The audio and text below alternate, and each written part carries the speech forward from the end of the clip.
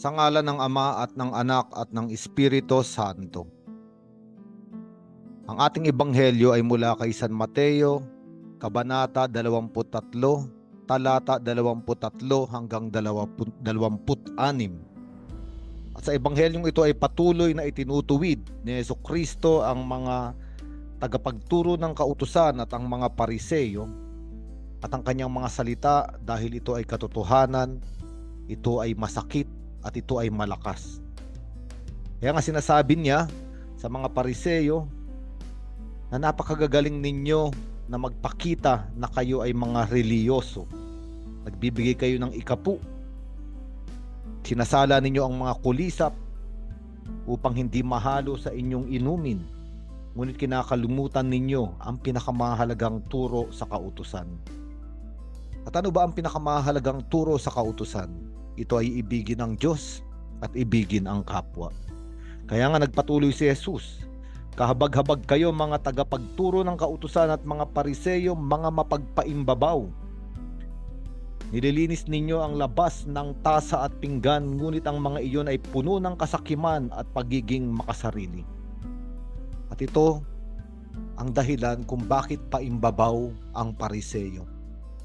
Bakit ang pinagkakaabalahan ng isang Pariseyo, ang pinag-uubusan niya ng oras, ay umukit ng magandang larawan at imahe sa harapan ng tao, gamit ang mga gawaing reliyoso at para bang makadiyos.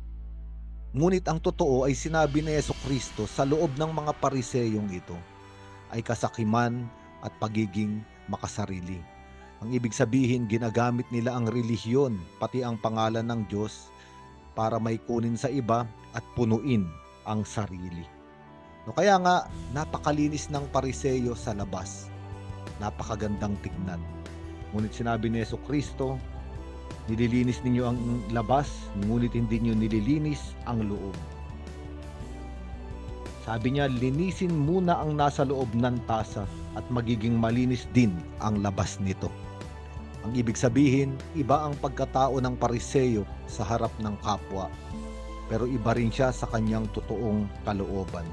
Isang tao na may dalawang pagkatao. Iba ang sinasabi sa bibig, iba ang laman ng puso. Iba ang kinikilos na panlabas, iba ang intensyon ng damdamin. Ang Pariseyo ay isang taong hati.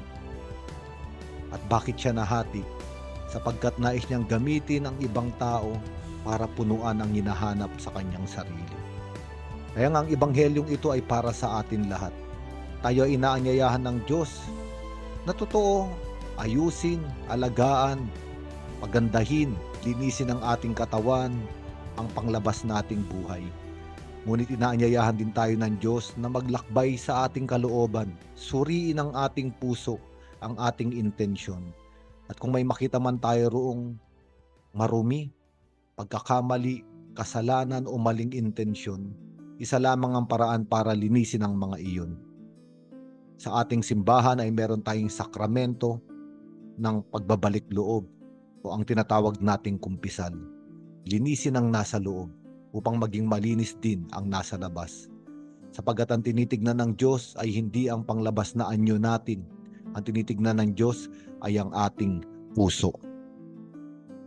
Sa ngalan ng Ama at ng Anak at ng Espiritu Santo.